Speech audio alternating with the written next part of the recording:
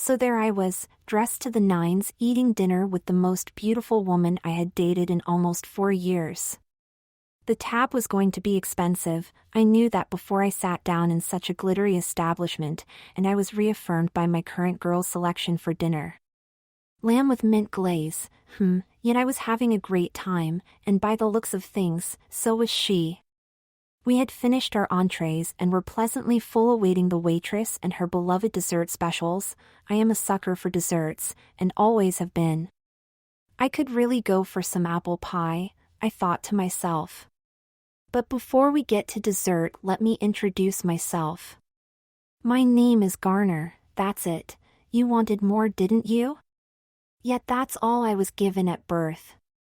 People give me weird looks when I tell that's my full name, and if that isn't short enough, most of my friends know me as Pa. I am about 6'3" tall, and almost 200 pounds, so needless to say I'm a pretty big guy.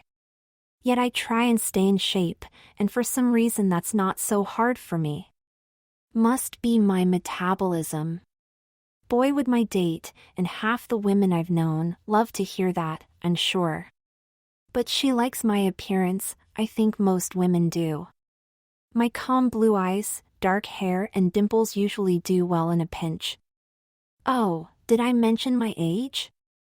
Well, at a glance I don't look to be over 25. Truth is I'm over 600 years old. I'm sure you're all reasonably confused, but we'll get to the problem of my age further on, but first let's get on to more pressing matters, namely my dessert. Charlie, my date, who looks good enough to eat herself, decides she wants tiramisu, and I already told you my preference. The waitress is polite enough when she makes her way back to us, but she should have been Maud Flanders for all the loot coming her way this evening. Thinking about my dessert makes me pretty happy. Thinking about what will more than likely follow dessert makes me happier still. Now don't get me wrong, I'm no womanizer, things couldn't be further from the truth. I've actually had a unique perspective most men never get when it comes to women. I just am a fool for love, and all the things that go hand in hand with it. This, of course, is the time when an old terribly familiar feeling settles into my lower belly. To explain it I could use the terms, bubbly, or churning, but they don't accurately describe it. It's not really a pain per se, more of a sensation, which is almost pleasant, actually. And yes, there is definitely a moving quality to the feeling my guts, but it's less akin to gas or food, and more similar to a bouquet of buds blossoming or something. Yeah, that's as close as I'll get. Think of the sensation in my belly as that of 100 magnolias ripening simultaneously. Now it's not the food that's doing this to me, I assure you. It's not like I have any food allergies or anything. No, although this peculiar sensation has been prompted by certain herbs once or twice before, to my knowledge those agents are all extremely rare. We're talking no longer of this world, if you know what I mean, so I doubt Chez Ritz, or whatever this eatery is named, has the necessary access needed to acquire them. No, this is just poor timing, a bad coincidence. But I've experienced it many times in the past where I've had nothing serious to contemplate about for a few hours, sometimes even weeks. This sensation in my guts is always the first sign of things to come, but not always very temporally definitive. So I try to relax as I sit talking to Charlie, though all the while a whole garden ripens in my stomach. Our desserts got to us some 15 minutes later, and to my growing concern my stomach is settled and appears to be absolutely fine. This is a bad thing. Why was this unfortunate, you ask? Well, the sensation I previously went through most often lasted for at least an hour. It was an important phase of development, and if it indeed was completed, other, more noticeable changes could manifest themselves at any moment. Was this stage finished already, or did I just imagine the damn thing? It had come and gone so quickly, maybe I am overreacting. I smile to my date as my thoughts whirl tumultuously in my head. I pick up my spoon and dig into the ice cream atop my pie. The silver had almost reached my mouth when I noticed how long my nails had become and the sudden lack of hair on the back of my hand. So as not to draw concern from my date, I finished the suspended ride of my spoon and laughed. I proceeded to nonchalantly tell a joke, one of the hundreds of thousands I'd learned in my long life. It was an old one, which originally referenced a sage and a carpenter, but I modernized it so it was now about a computer programmer and his boss. It was still very funny. Jokes that last several millennia don't just stick around for any reason. My laugh was soon halted, however, by another horrible familiar feeling, one which just about ruined my night's plans, and certainly finished my earnest hopes that were to follow dessert. Sitting in a remarkably comfortable chair in my expensive dinner jacket and pants, my groin suddenly crumbled inwards. A sensual feeling of imploding, folding flesh was sent express to my brain, telling me that I was no longer the man I had previously been. It didn't hurt me, so don't get all sad on me, and it's not like I haven't felt this strange occurrence before, but man, it had evil timing. I threw a sidelong glance at my lap, and to my conclusion, the slight bulge, which had once occupied center stage, had taken a bow and exited stage left. Of course, this was the time when my date decided to be sweetly erotic as she rose her shoeless foot slowly up my leg, coming closer and closer to my ever-deepening groin. To her utter surprise, I placed my spoon defiantly in my pie, backed up suddenly in my chair, stood, and excused myself to the bathroom as quickly and as politely as I could manage. En route, I noticed I must have already lost 2 or 3 inches in stature, as my pant cuffs dragged behind my shoes, which were starting to feel like boats my feet swam around reluctantly in. I entered the men's room and cursed my luck. Then I cursed again as I found there was no lock on the main door of the lavatory. Usually there was a locking device in an expensive joint like this, but usually there was also an attendant, so maybe I lucked out in the end. I walked over to the mirror and looked at my face. All the signs of my impending transformation presented themselves plainly. My eyelashes seemed too long, my jaw somewhat less square, my nose thinner, my lips less wide, but somehow fuller. I looked down at my hands and saw my nails were quite long, and my hands small, thin and light.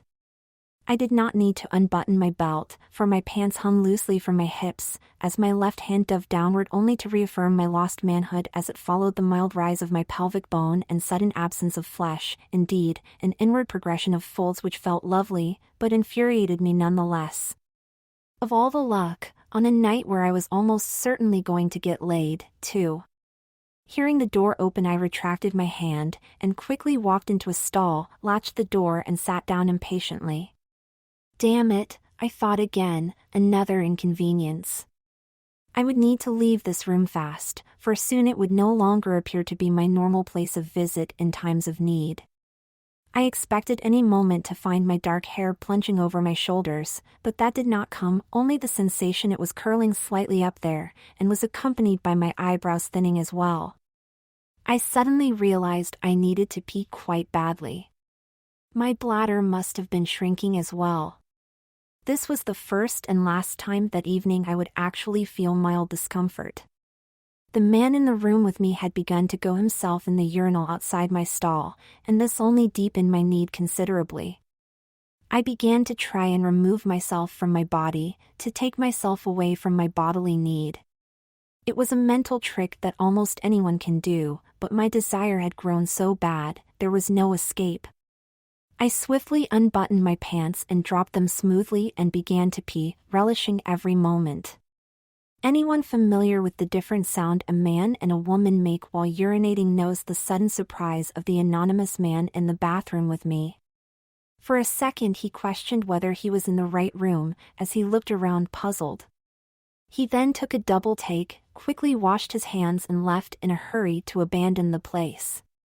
I had almost finished when I felt my hips shift and slide wider on me, perhaps 2 inches or more. My ass caught up with them slowly, broadening and raising me slightly. I must have a pretty descent behind, I thought. I had better, I thought, thanks to all this annoying predicament was destroying. I wondered what Charlie was thinking out there, about my sudden abandonment of her sweet approach, and why I was not coming back soon. I stood up, and for a moment I thought I peed half my body away. I was another 6 inches shorter, and I must have lost over 60 pounds since first entering the men's room. I was getting very feminine, very fast. My pants hung ludicrously over my shoes, which were much too big, and my collar of my shirt looked to be 6 sizes too wide. Stepping out carefully into the rest of the bathroom, I glanced at myself in the mirror. My face was almost elf-like, my nose tiny and slightly upturned, my lower lip full, eyes a brilliant blue, ears small and almost pointed outward. My hair held the most surprises as it was quite short, all messed up, and an almost white hue. It was so blonde. I looked to be about 17 years old, but I never was one to accurately tell the age of women. I could be 14 or 24 for all I knew. Nervously, I thought any minute Charlie would come barging in here to see what the matter was. I realized she was just that type of girl and felt my last longing bodily desire for her slip away. There was no way I physically belonged to be in this room, let alone look natural exiting it now. My clothing would not do at all in either case, so leaving the way I had come was not an option, for I would create a scene I did not need to be a part of. I needed an alternate escape plan, and I needed one fast. Looking quickly around, I noticed a distinct lack of windows. Panicky, I quickly re-entered the stall, and abandoning my shoes like 2 battleships, I stood with growing agility on the toilet. My body was growing accustomed to the peculiar weight arrangement of a woman's hips and center of gravity. At about shoulder height to me now stood a large vent. I carefully and skillfully removed the screws with a portion of metal on my keychain. Hey, you learn a thing or two in 600 years of traveling. Crawling slowly in, I pulled my hips and ass up, and my legs followed. Another 5 minutes in the men's room and I would not have had the upper body strength to pull off that maneuver. Feeling much like Bruce Willis in Die Hard, I squirmed my way slowly down the tiny and remarkably clean shaft. It became less and less a problem of tightness as I continued to diminish in size. This perplexed me. For a brief moment I pictured myself packaged in a Barbie doll box and laughed, but I thought to myself I never remembered becoming this small. My pants caught on a bracket joint as I turned a corner, and I was unable to turn around and get them, even as petite as I had become, so I kept going forward pantless. The metal duct felt cool on my exposed thighs, which were by now hairless and slightly chubby for a girl my height, as I shimmied further on, men's socks ludicrously high on my calves. I discarded my dinner jacket and dress shirt as I found the air in the duct very warm and stifling. The duct had become a bit dusty.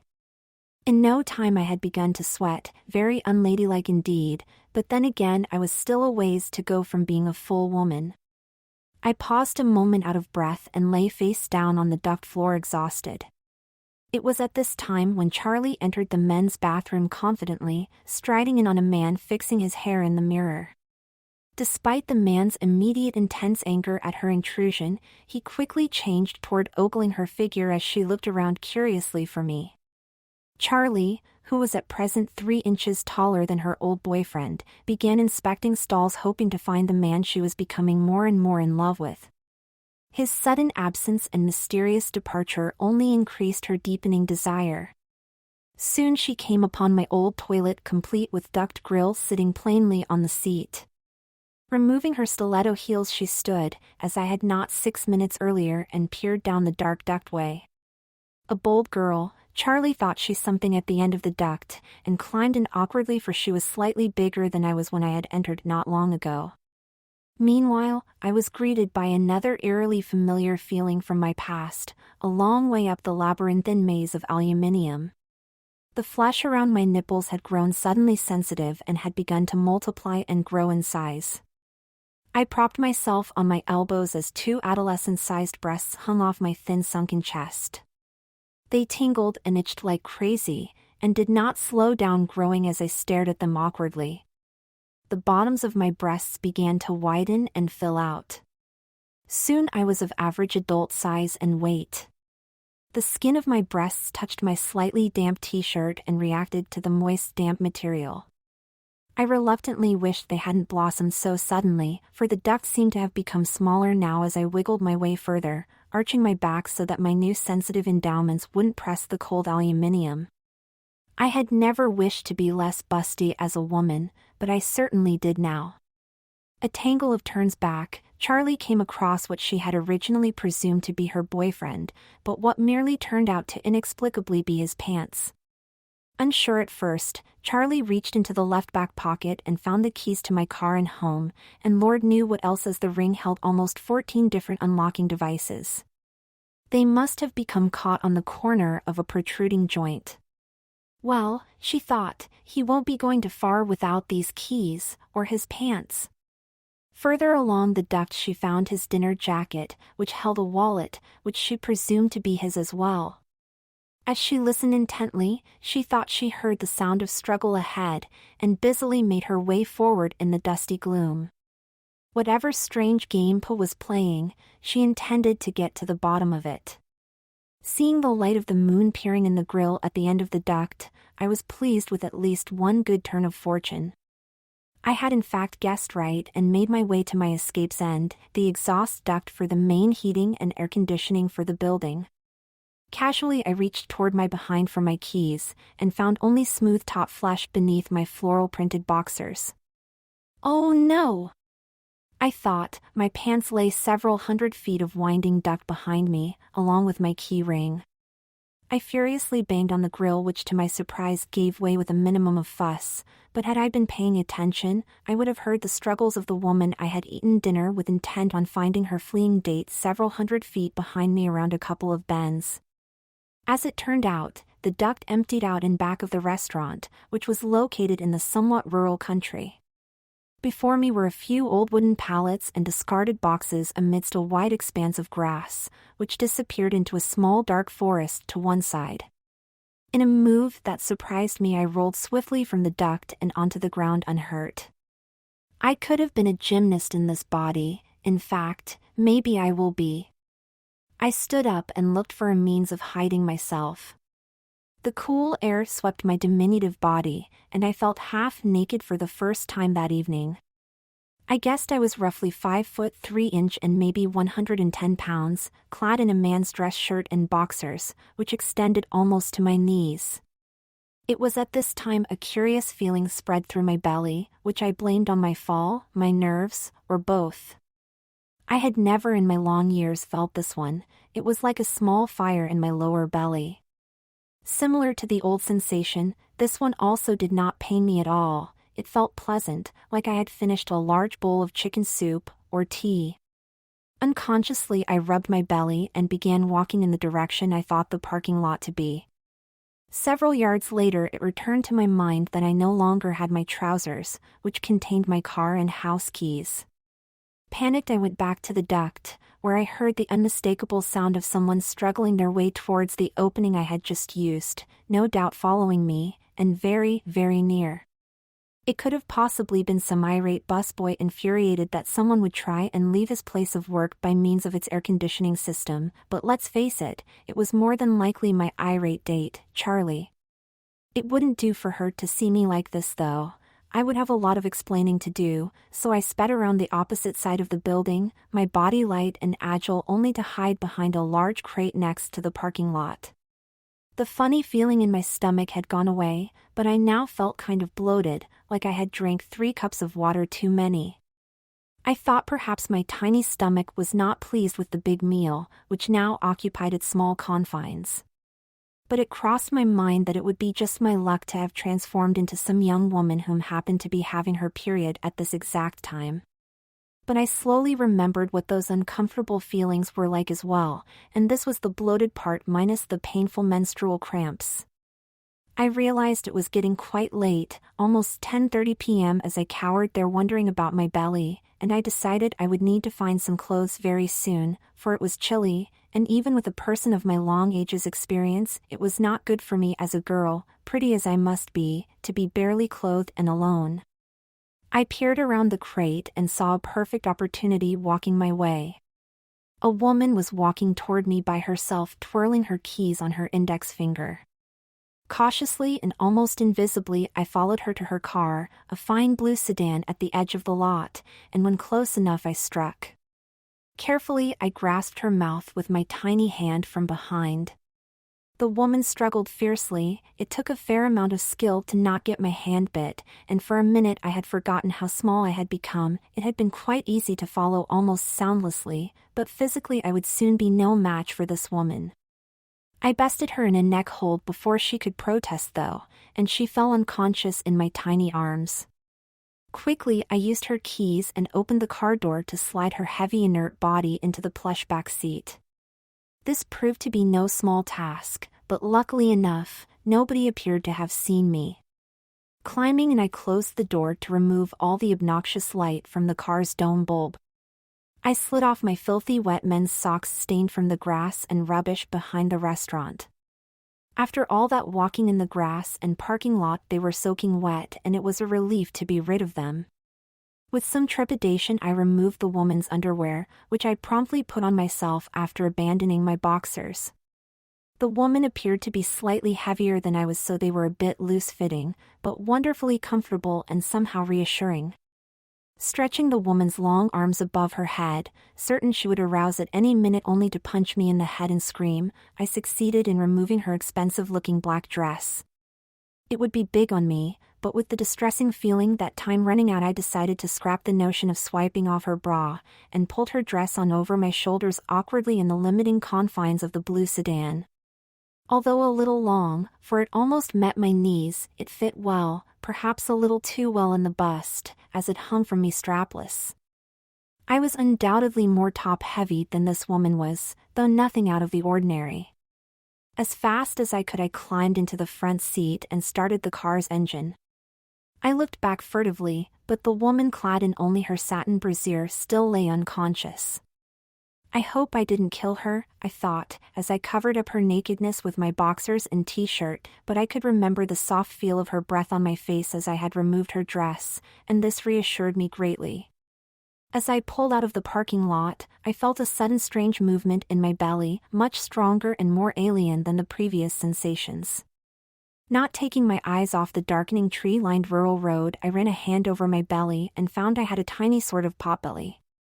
If I hadn't already experienced just how petite this girl I was, I would have naturally assumed she merely had retained some of her baby fat, and had a wee bit of a paunch.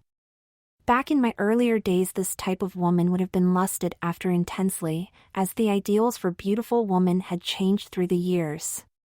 But the little pooch didn't explain the movement, which continued in my abdomen for nearly 10 minutes. I thought back to the last time I was in the form of a female, and that had been 7 years ago. I recalled I had been quite attractive then as well, though nowhere near as young as I appeared to be now. Thinking hard as I sped through the outskirts of suburbs in which I lived not 5 minutes away, I realized that I had not exactly been a very good girl in those years.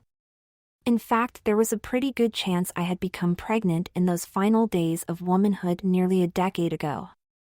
Had it somehow transferred over to the present, laid in quiet in my male body all those years? Stranger things I have experienced, but if this was the truth, I might be in for the world's longest overdue child in the history of reproduction. I rubbed my belly again and wondered if that was what had caused those strange abdominal sensations. I was approaching my home, and I parked about 2 blocks away from my large residence. Locking the doors of the sedan, and stealing the poor innocent woman's shoes, I stepped from her car and shut the door. When the woman woke up, she would be confused for sure, and most likely with a bad headache. She didn't need to be assaulted while she slept half-naked in the back seat of her own car, but I certainly couldn't afford to take her into my home. I had enough figuring out to do for one evening. Nearing my house on my walk along the concrete sidewalk, I was surprised as I saw my car was already parked in the driveway, and a few lights were on in the bottom floor. Someone had indeed followed me through the duct, and must have snatched my keys and wallet. But how would they know which car was mine? Charlie was the only person capable in my mind, and she must have been pretty quick, I had to admit. I needed to think of something fast, to concoct some plausible story for who I was and why I was here, for I wanted to get back inside my home, Charlie or no? I paused and felt another softly tender poke in my belly. I glanced down curiously at my waist, which was not as minuscule as it had been earlier, but nowhere near a broadcast for motherhood. I merely looked like an average teenager, if not a little bit chubby. I wondered how long that look would last.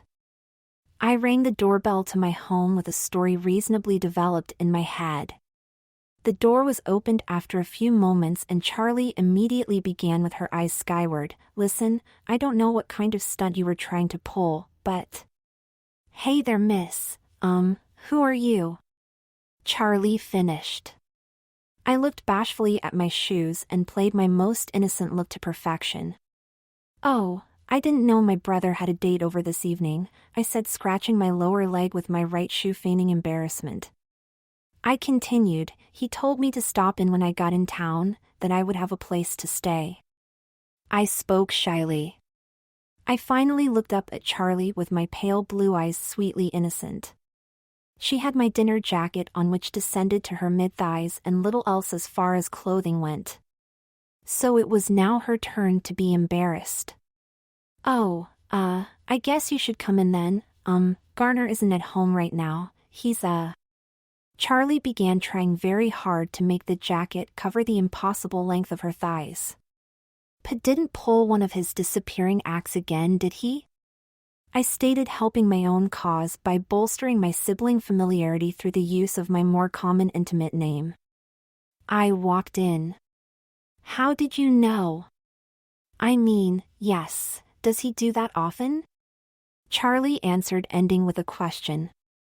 She had to sit down in my large easy chair and would have looked unbelievably attractive to me 3 hours earlier. However, I found I was rapidly losing all male perspective, and its desires were a thing dead in an anonymous men's bathroom.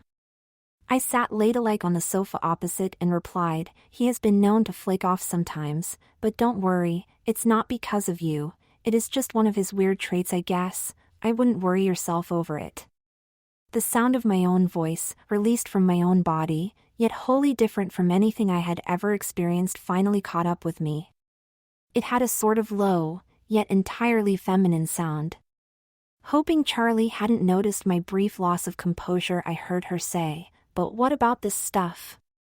She said, pointing to my dress shirt and pants, which lay dusty and crumpled over a chair in the adjoining kitchen. "That I can't explain," I said with a laugh, trying to calm Charlie down. I absent-mindedly laid a hand on my belly, which had grown a little bit since entering my home. I became anxious to be alone for a bit, and I needed a shower, something awful, so I elaborated on my story. "Well, I've had a long bus ride, and the taxi did me in. And to top it all off, my luggage got mixed up at my transfer. Thank goodness I left a few changes of clothes here since the last time I spent the week. I need to take a shower and go to bed. If Pa comes home while I'm washing up, tell him I got here safe." I lectured as I walked away slowly. My back was turned to Charlie, as I did not know how perceptive she was, but did not want her to notice my waist had grown some since walking in. Thinking she had bought it, I was thrown off guard when she replied, "So what is your name anyway? You can't be but 15 years old." Charlie asked, and also wondered why a pretty young girl like myself, wearing such an expensive get-up, would have to take the bus to meet her brother, or why Pa hadn't told her of his incoming sister at dinner. "You don't have a purse, so it was a neat trick to pay off a cabbie without money." Maybe Garner didn't know she was coming in tonight, Charlie thought. No, that wasn't quite like him. In any case, she was deep in reflection when I replied, "Marissa, my name is Marissa," as I walked away quickly. The part of my fabrication about having left an extra set of clothes here at Poe's was a bit of an understatement, friends. I had nearly 2 closets worth of women's clothing I had acquired over the years. Though none of it would exactly suit my new petite body, I had a fairly good head start anyway, and I really did want to take a shower. I smelled like a girl's dorm room in the dead of winter. These transformations of mine always leave me feeling slightly dirty, and no doubt I had some duck dust on me as well from my ad hoc escape. just like the kind on my dinner jacket Charlie was sporting in the adjacent room. Suddenly distraught, I looked at my porcelain face in the mirror, and there it was, on my forehead in spots. Dust. Not totally conspicuous, but there nonetheless. Had Charlie seen it? Would it have mattered if she had? I locked the bathroom door and gently removed my stolen black dress. Looking in the mirror, I saw an arc of naked belly, which, while I was naked, looked frighteningly pronounced. Perhaps 4th month, maybe more. I wondered vaguely how far and how quickly I would progress, and what exactly I was going to tell Charlie when it became unmanageable. Other than my waist, I did in fact look younger, maybe not 15 but certainly no older than 17. I walked swiftly and smoothly across the tile floor to the shower and turned on the water. My nakedness was suddenly very apparent to me then, as I was not used to all this jiggling and jouncing in new areas. My boobs felt extra sensual, but I thought that might be another side effect of my developing condition. They seemed a bit larger as well, but that also did not surprise me, for I had done reading about pregnancy and its particular effects on a woman's body as a woman myself in the past. The thought of having a child seemed vaguely curious to me once. And of course I had been around women in such condition many times before, not a few of those times the result of my own actions. I raised my dainty arms above my head and let the warm water caress my body. It felt like heaven. I washed my short hair and soft face. I let the suds descend my new body, and it felt good to a woman. I continued to shower and was eventually finished. Grabbing a towel, I dried quickly and stepped out of the basin. My hair curled and spiked out immediately, taking little time to dry. I wondered vaguely what Charlie was doing in the living room, where I still believed her to be. Hopefully she had put her old clothing on and became more at ease. A look into the mirror confirmed that I was still making my way to motherhood, as my belly could no longer be witnessed as that of a normal woman's. Even a chubby girl would have evidence of weight in other areas, like her neck, arms, or ass. My arms and neck were paper thin, and my ass, although sticking out more, held no excess of cellulite. I wrapped the towel around my waist and breasts, and stealthily walked into my dim bedroom. I flicked on the light, and the shock of Charlie sitting in the corner of my room in the shade frightened me enough to emit a yelp, and to almost shake free my single damp garment. "Okay, miss, who are you really?" she asked, shrewdly glancing at me. "I told you, I am Poe's little sister Mama. Marissa. He told me to drop in when I was in the neighborhood, and here I am," I said, not nearly as convincing as I'd hoped. I could feel her intelligent eyes looking right through me.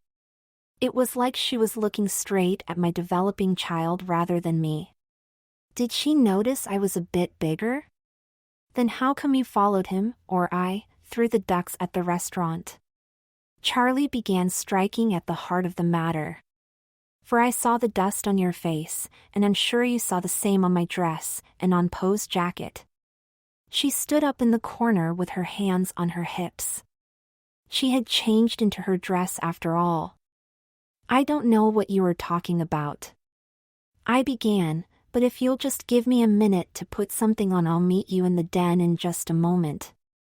Huffing, and indeed unsatisfied with my response, she walked past me, eyeing me malevolently. Did she think I was one of Poe's mistresses? Was I competition to her? Charlie seemed like a girl who had things a bit more secure in her mind. Maybe she was just looking out for her lost date. I locked the door behind her and opened my closet, which was already open, a crack. Had Charlie already seen the wardrobe full of women's clothing? I pulled open a long drawer and grabbed a pair of underwear and bra. Slipping my legs into the panties, I became more and more aware of my continuously expanding waistline. It didn't exactly get in the way, but it had a way of making my underwear tighter in some places. Before I put on my bra, I stood erect and tilted my head downward. Despite my pronounced bosom, my belly could now be seen clearly as I stood up straight, and I could just make out the tips of my feet. So long, feet, I thought, as I slipped my left breast into its cup. Pulling taut the strap, my breasts stood full. Perhaps this brassiere was a little tight on me, but better than nothing, I supposed. I found a loose-fitting evening gown and pulled it over my tiny arms. It was black and almost concealed my condition. Or maybe I was just a bit delusional, and hoped it did. But I was positive Charlie would notice, if she hadn't already. I looked at myself in the mirror. My appearance was that of a wealthy industrialist's daughter who accidentally got knocked up. I walked to the door and found my burden changing the way I walked ever so slightly. I no longer swung my hips smoothly from side to side, but began to waddle a bit. I entered the living room and was greeted by another of those glaring looks. So, Marissa, when is your baby due? And are all those clothes in there yours? Some of those bras looked woefully small for a girl like you. She spoke as cool as ice. As a matter of fact, they are, if you must know, and I don't know how well you know my brother exactly, but I would appreciate it if you wouldn't go rifling through my belongings. I spoke in retort. The baby in my stomach gave a haymaker to my lower belly. I let out a startled "oh," and placed a tiny pale hand on my waist. I knew it! Charlie exclaimed. I knew it. You can cut out the facade. So when are you and Pa going to have this baby, dear? I stood there. It became more and more evident that I could no longer lie to this woman. How was I going to begin this? All right, I said.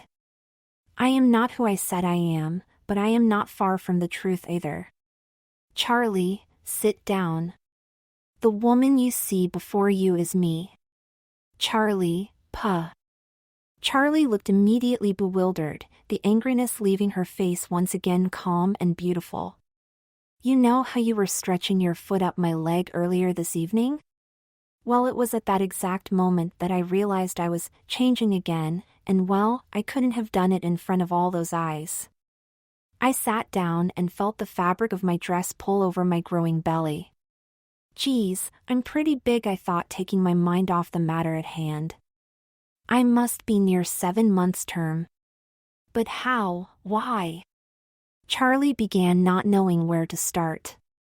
She was perplexed, but was unable to refute my knowledge of her actions at dinner. I began to tell her a bit of my unusual past, beginning with my own origins, and how there are perhaps only 6 or 7 people in the entire world at this time with my disposition and ability. The earliest ancestors I had come across in my research were located in northern Germany some 1800 years ago.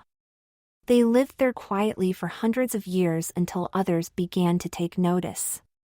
The Prussians dubbed us doppelgangers, mysterious shapeshifters akin with the devil. Yet we call ourselves Mercuries and are not so much different from yourselves. If it weren't for our changing bodies, we would never be persecuted or isolated. There may have always been people like me, and hopefully there always would be. We led much longer lives, of course, for no age ever befell us, but we were susceptible to disease, and the fragility of our bodies just as the human form Charlie was. In fact, I was a very elderly person. Actually, the oldest in existence as far as I know. Throughout the storytelling I could see Charlie was believing it, as well she should have, for it was the truth. I gave her facts she simply could not find fault in, and knowledge of herself no one, but I knew. As I finished the tale almost an hour later, I realized I had become absolutely enormous with child, nearing full term. I propped myself up on an elbow and tried to stand. Seeing my difficulty, Charlie quickly came to my aid and threw an arm around my thin shoulders to help me stand. My belly projected outward and seemed to take up my whole world. I felt my back aching and slightly arched in response. My knees and ankles were growing sore. The baby in my body was active. I would have been too if I had been suspended in limbo for 7 years. I think I need to go to the hospital, I said, gaining my feet. I spread my thin fingers across my midsection. Charlie reached into my pants pocket after removing them from the chair. Keys in hand, she helped me to the car. Charlie wasn't sure about the future of her relationship with this person, but she thought she had might as well help her one-time date to her destination. I sat in the front seat, legs spread, breathing heavy. The thought crossed my mind that there might just be another Mercury on the way. One could only wonder.